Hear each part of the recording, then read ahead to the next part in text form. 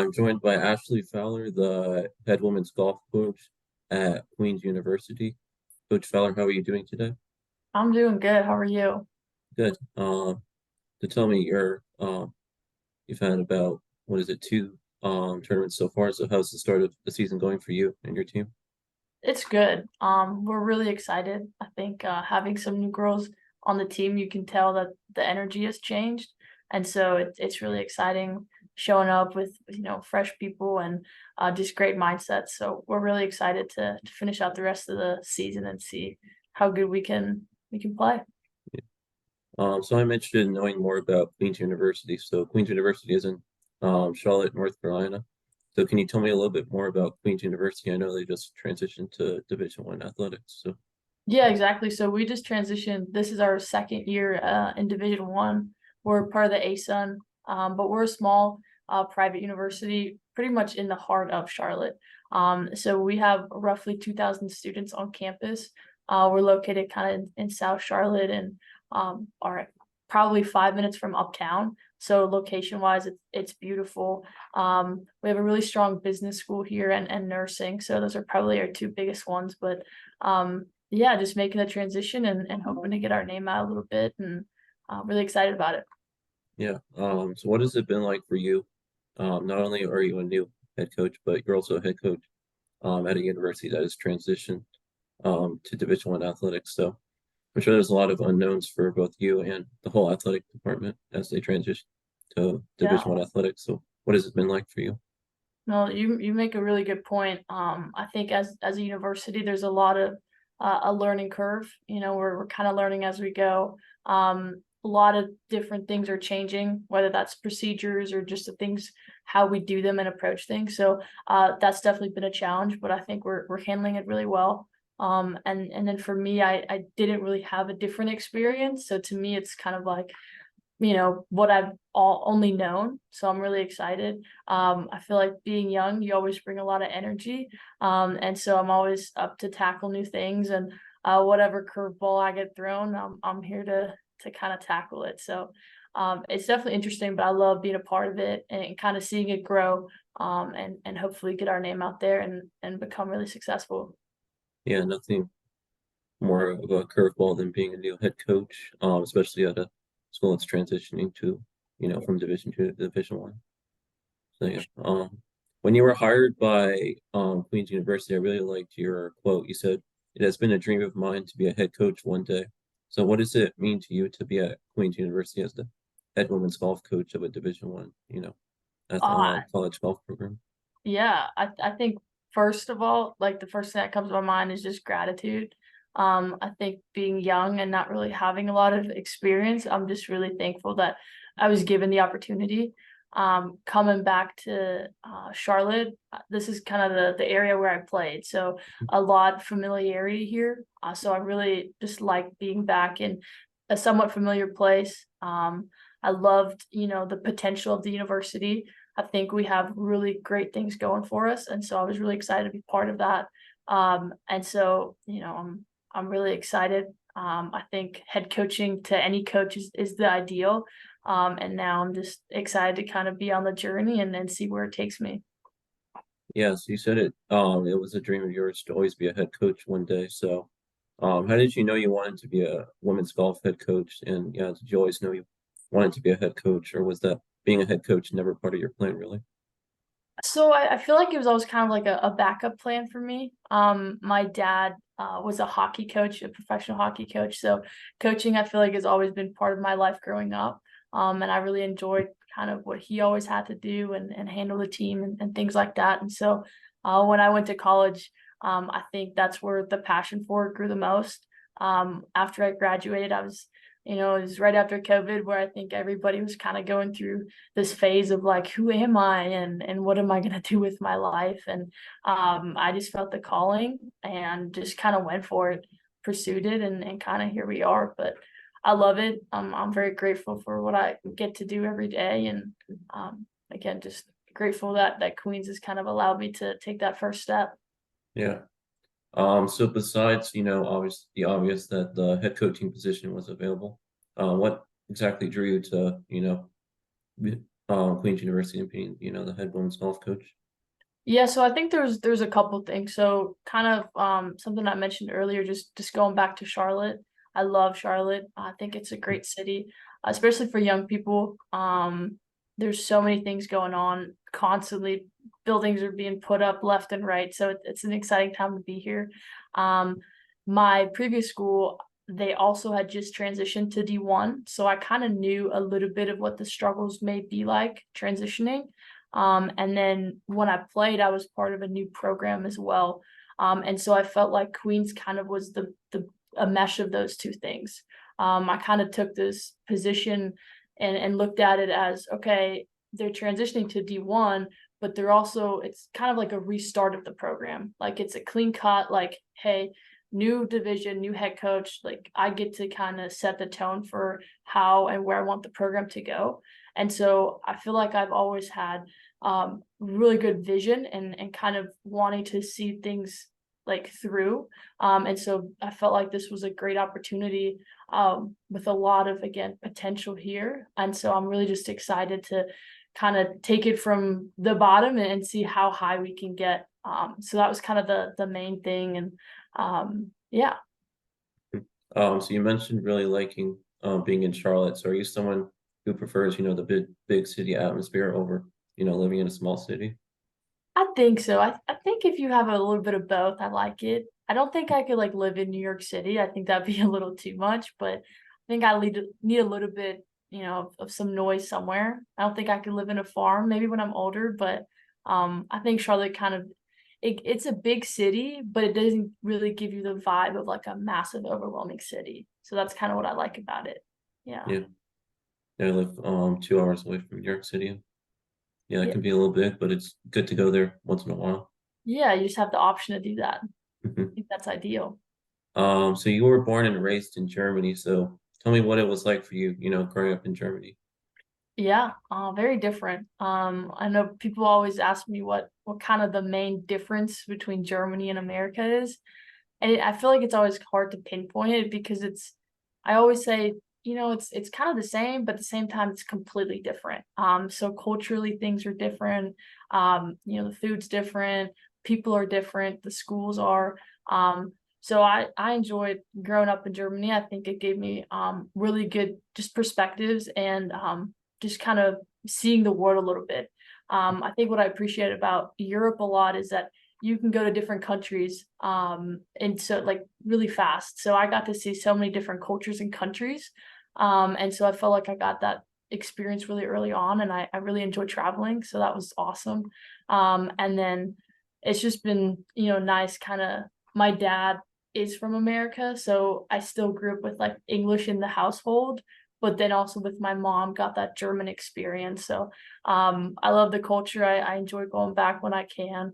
And so it was a good time and no regrets on moving over here though after I graduated high school. I really enjoyed being in America as well. Yeah, it's really impressive how good your English is. Thank you. Do you have any you live here in obviously in Charlotte, North Carolina, but do you have any family that still lives in Germany and do you get to go back often or not too much? Yeah, so I actually got to go over the summertime, kind of got to combine that with a little recruiting trip, which was awesome. But my parents still live over there. And then I have one of my brothers that's still over in Germany. And then, a lot of friends or family friends are still in Germany. So whenever I go, we all try and catch up. Um, but I also have a lot of family in America still with my dad's side being from here. So again, I kind of feel welcomed in both countries, which is just awesome. So reading up on you, it says you started playing golf at the age of 13, which, some people say is late. I think you said was late. I think that's a good age to start, but you started playing golf at age 13 with your brother, and your goal is just to go out there, have fun and try to beat your brother. So what was golf like for you growing up, especially, in Germany? And what were some of your earliest golfing memories growing up? Yeah, that's a great question. So I think the biggest memories I have is we used to live literally like a minute away from the golf course. And that's not typical in Germany. We don't have these big country clubs like we have in America. And so my mom used to just kind of tell us to just go out and have some fun. And so we'd ride our bikes over with our bags on the back. me and my brother, and we just go, hit as many balls as we could. We try and just, putt each other against each other and chip and do any type of competition we could find. And I think through that, I just really learned, the love of the game. Like I just really enjoyed it. All the elements that kind of come into it. And so I always enjoyed playing with my dad. Whenever he could come, he'd come out and play. So I think the biggest and happiest memories as a kid growing up playing golf had a lot to do with family and just that being a way for us to kind of get to spend time together. And so I really enjoyed that. Yeah. So reading up more on you, it says that you are a natural born competitor. So what is it about competition that, you thrive in, that you like so much about competition? It's a good question. I really enjoy pressure, as weird as that may sound, but the bigger the stage, I feel like I thrive in it. Um, it just kind of comes natural to me. I always love seeing how much I can push myself and kind of find where my ceiling is, right? I think we all have so much potential, and so it's fun kind of figuring out where we can take ourselves and how far we can go. I think one of the biggest things that I learned, especially competing with my brother, is that I want to be a competitive against myself and the golf course. I think I used to get so frustrated with my brother because it was all about him and trying to beat him that we would get so mad at each other. And so it was just kind of learning to, compete against yourself and setting all your goals and figuring out, okay, can I do this? What's the time frame and how do I do it? I think the how is the most important question. And so I think it's kind of like a little puzzle trying to figure out how to do things. And then, the end result is always the thing that you look for at the end of the day of like, okay, did I achieve my goal? Did I not? And loved always learning, getting better. And so I think that all kind of ties into the competitiveness that I really enjoy. Hmm. So tell me about your golf game. How is it, and do you get to compete much these days outside of your coaching duties? Yeah, I wish I played more than I do. I tried to compete over the summer, but the timing didn't work out. I try and still play with the team here, more towards the off season and compete with them. I think it's good for them, and I think one cool thing about golf is that everybody thinks about it so differently, and so I think playing with them, I get to kind of share the way I process things and share kind of how I approach the game, and so I think when talking about my game, I think I have one of my assets is I'm very intelligent, I'd like to think. So I'd like to think I don't make a lot of stupid mistakes. They're all very thought out. But I definitely like to hit the ball out there. I'd say I can crank it out there a good bit, and as long as my short game's dialed in, I think I can put in together a pretty decent score. Yeah. So you have an interesting recruiting story that I'd like to get into. Yeah. So you gained the attention of your coach at Charlotte while she was an assistant coach at Vanderbilt, Coach Holly Clark, when you were playing a tournament in the U.S. for the German national team. Can you tell me about more about this tournament? What it was like to represent the German national team, and also what your initial interactions were with Coach Clark. Yeah, so the tournament was in December. It's just a Doral tournament that still goes on to this day, and it's fun. I get to go recruit at it now, so just kind of seeing the flip side of things. But yeah, I got to go. It's always right before Christmas. It's in Florida, so great weather. A lot of college coaches go out there, and so she saw me play during that time. I remember not playing well, so I'm not sure what she really saw in me, but I think it turned out all right. But yeah, after that, just kind of got an email, and then conversation started from there, and really enjoyed what I got to hear about Charlotte and the vision for the program, and was really excited to be part of it. Mhm. Being from Germany, were you even considering, attending college in, the United States, or were you not sure? Or were you just keeping all options open? I think it was always a goal. So in Germany, the way that the system kind of works is you can't really play, there's no college athletics really. So Yeah. after you graduate high school, you kind of have to decide, do I go pro or do I focus on my studies? It's hard to combine both. So a lot of athletes that do want to, not give up the sport and kind of see where they can take it, everybody tries to go to the US and play over here. So I knew I did not want to stop playing. I wanted to see how far I can go. And so I think I realized it at a later time than some people do. But once I made that decision, I knew that's what I wanted to do. And I'm very thankful that I got the opportunity to play over here in America. Yeah. So after that initial interaction, excuse me, with Coach Clark, she then ended up recruiting you to play for the Charlotte 49ers, where you were the first women's golf signee of the program. What drew you to, play for Charlotte, and what was it like being part of the inaugural, women's golf team at Charlotte? Yeah, so I really, again, I love the area. Growing up as a kid, we'd always take family vacations to North Carolina, and so it's always been kind of a state that I've just enjoyed being in. I think Charlotte offers great weather. I love that it never got too cold, and the hot months we weren't really in America, so it works out well. And I think just the thing that Coach Clark did the best was share her vision of the program. We had really high dreams about where we wanted to take it, and I think throughout the time I was there, you can kind of see it come to life. So I think just having her there and just sharing the dreams of just being the top team in the country, that again comes back to the competitiveness, something that I really wanted to be part of. And so I love being part of a new team. I think somebody asked me a few years ago if I would have ever done anything differently and gone to a team that's already been established. And I said no. I love being able to lay the foundation and hopefully, have that carry on throughout the year. So really enjoyed Charlotte and kind of just the university, beautiful campus, the facilities that we had there. It was great. Yeah, but this is such an interesting story. So you're from Germany. You're the first women's golf signee at Charlotte.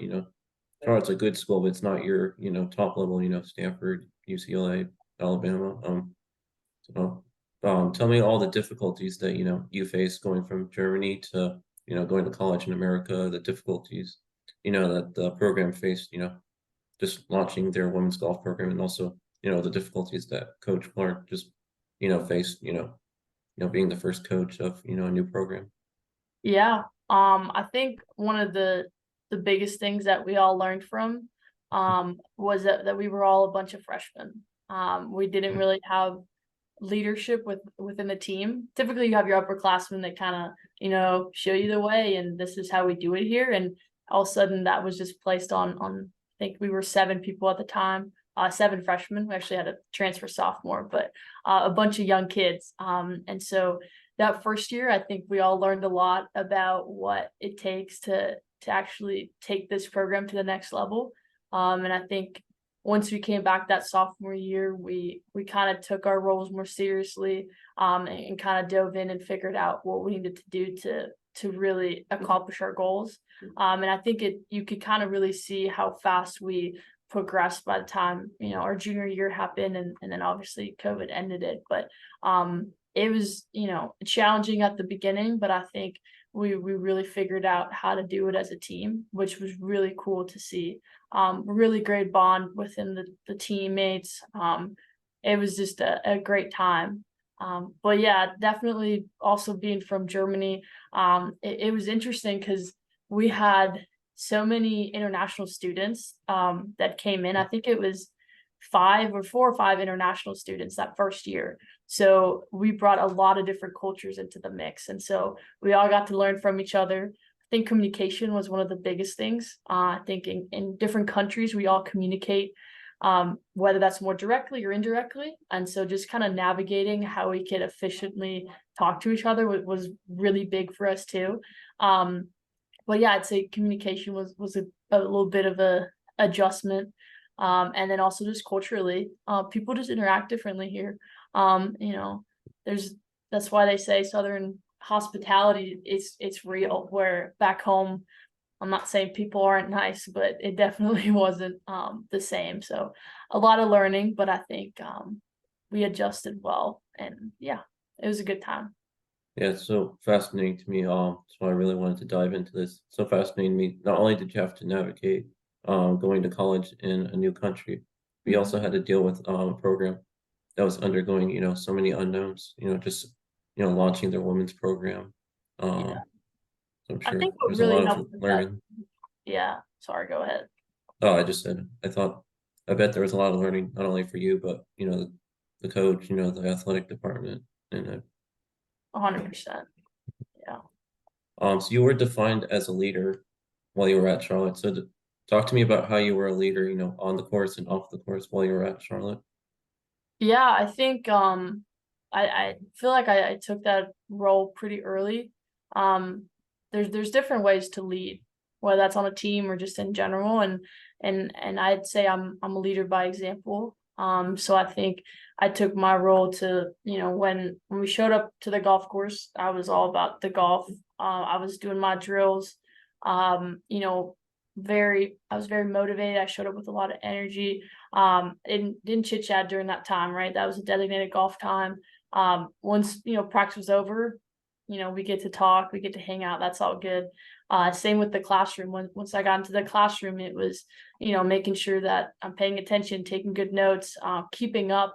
When we're traveling a lot, you got to make sure that you're keeping ahead of things. So, I just really took that role as like lead by example. And I was just hoping somebody would follow and kind of, you know, take that role next to me or after me. And I think everybody on the team did a good job of leading in a different way, to where I think we were all great leaders and we just complemented each other really well. But that's specifically kind of the role I feel like I took. Yeah, so reading an article about you, you stated, some of the other players or some of the other students, could just drive a few hours and see their family, but you would have to hop on a plane, fly out for whatever 8 hours or so to be able to see your family. So Yeah. you didn't get that interaction with your family like, other players or other students did. So tell me, being from Germany, what was it like to, leave your home country and go to college in America? What were some of the difficulties that you faced and what did you enjoy about, leaving Germany and going to college in America? Yeah, I think, kind of like I said in that article, some teammates, could just see their parents, or the parents would come up, and I was lucky to see them once a semester, if that, maybe once a year, and then obviously during our breaks. So, um, sometimes I was a little sad about that, and just, I feel like I'm a homebody, so I really enjoy close connection to family and friends and just hanging out. And so I feel like at the beginning I kind of missed that. But then I felt like I adjusted really well and kind of made my teammates and my friends my family, and kind of, I'm not saying they replaced them in a way, but it kind of, filled that gap for me. So but yeah, I mean, it was just nothing I could have done in Germany. And again, I wanted to play golf, so I kind of did whatever it took. So yeah, there were some hard times, especially with, being away from home, but I think at the end it was all worth it. And I don't think, I could have ever been where I am today if I would have stayed in Germany. And whether that was trying to golf or focus on my studies. And so I'm just grateful where I'm at. So loved coming over here and taking the opportunity. Yeah, so my final question about your college experience. Can you just tell me, sum up your college experience playing college golf and what did you enjoy about getting to play for, the Charlotte 49ers? That's a great question. I think honestly the best thing about being at Charlotte, I know at the beginning I kind of said it was a lot of learning curve for us being all freshmen, but I think the teammates were what made it as great and special as it was. I think again we just formed a really tight bond, and I just appreciated all of them so deeply, and wish them all the best in all their different paths now. But I think that was my main thing, was just the family that we kind of created over there. But then, if you look at, some of the perks that we got to do, we got to fly to some really cool tournaments. We got into some really nice events that I mean, I look back and I'm like, wow, what a great time. I know we talked about Yale before we got on here, and I mean, that was a great event. Loved going up there. And so, again, kind of just getting to travel a little bit. I enjoyed that, and seeing a little different parts of the country, getting to meet different people. We had a really fun host family one time at LSU, and we learned a little bit about that seafood down there is a little different than in Connecticut. So just the cultural differences that you learn when you're traveling. So I'd say those probably would be like my two biggest things that I really enjoyed about playing for Charlotte. Mhm. Then after your 4 years at Charlotte, you became a graduate assistant coach at North Alabama. Yeah. So talk to me, how did you end up at North Alabama, and what is the process like to become a graduate assistant coach? Do you apply for positions and then your degree program, or is it the opposite? You're applying for to get your graduate degree, and then you reach out to see if there's a coaching position available for you. So I think I kind of took a different route. I just decided to email pretty much every coach in the country and see if they Okay. would have me. Ended up only pretty much getting one response, which was North Alabama, which I ended up there, which was great. I think typically the way to do it is there's certain schools that have graduate assistants. So you just kind of got to do your research a little bit and find those schools and kind of just reach out to them. I think it'd be most important to figure out if that school has a graduate position, and then afterwards you can figure out how that fits into your academics. Again, for me it was pretty easy since I just did business. So a lot of graduate schools all offer a business school, so I didn't really have an issue with making sure that my academics align. But yeah, I think graduate assistants are a great opportunity. And again, those typically last 2 years, so sometimes it's a timing issue because they rotate those 2 years. And so if you're kind of, if you graduate after that 1 year, sometimes it's hard to find a position, but I wouldn't be afraid to reach out and see what the opportunities are. Yeah. So after North Alabama, you then went on to continue your graduate assisting coaching career at Queen's University. So did you transfer from Queens to Queens from North Alabama, and what drew you to you know going to Queens University? Yeah, so I went to Queens after 1 year at North Alabama. So again, I Okay. kind of mentioned like typically you go after 2 years. So I kind of ended things a little bit earlier. Which again I had a great time at North Alabama. I learned a lot. Um, but I think at the time it was just a head coaching opportunity that opened up. And that really kind of just drew me in. I growing or when I got into coaching, I didn't think I was gonna go from a graduate assistant to a head coach immediately. And so at the time, I actually just applied to see, oh, why not? Right? Like, what's the worst that can happen? It's a no. And then it ended up being where I am now. But I think if I wouldn't have just, tried it, I wouldn't be where I'm at. I'd probably be an assistant somewhere, hopefully. So, yeah, that's kind of how I got here. So I'm curious to know, just in general, what is it like to be a graduate assistant coach? So, what are some of your duties and responsibilities as a graduate assistant coach that's, different from being a head coach? And also, what did you learn from your experience being a graduate assistant coach? Yeah, so typically when you're a graduate assistant, it's the coaching staff is set up that you have a head coach and then a graduate assistant. So essentially you're an assistant coach, but you're also getting your master's at the same time. And so I think, number one thing is making sure that you're getting your master's done. Because again, if you're failing your classes, then you don't get to be a graduate assistant again. So making sure that's kind of bottom line, making sure that's all right. And then, for a graduate assistant, it's kind of the same thing as an assistant. It depends a little bit on, head coach to head coach. My head coach gave me a lot of possibilities to dive into practices. So I got to, kind of figure out some practices, how I would structure them. Got to be part of some of the decision making of, oh, who gets to travel, some of the recruiting. I kind of got a glimpse into a little bit of everything. And at that time, you're new, so you're just learning all the different systems. I didn't know how much really went behind, running a college golf team. So it was interesting to kind of see a little bit of the financial reports and the budgeting, the scholarship. So I don't think you get, as much responsibility as a graduate assistant as you would as an assistant coach. And then again, as a head coach. So I think as you kind of just progress in your roles, you just get more responsibilities, which again, that's kind of what you want. So it's exciting. Yeah. So now you're in your second season as head coach after your graduate assistant career. What do you enjoy most about being a head coach, and what have you learned in your short time since you became a head coach? Yeah, so I think what I enjoy most about being a head coach is honestly getting to do things the way I want to do them. I think it's kind of I take a lot of what we did at Charlotte as kind of what I'm doing here. Because at Charlotte, when I played as a player, we kind of got to lay the foundation for, years to come. And so here as a head coach, now I get to lay the foundation for years to come as well. So I really enjoyed getting together a handbook and creating a vision to where I want to see the program in 4 years and 10 years and just down the road. And then again, just kind of seeing how do we get to do that? What are the steps that we need to take to get there? And I think as a head coach, it just kind of gave me full control of where I want to you know, lead us. And so I'm really excited about, trying to see if I can make this vision come true.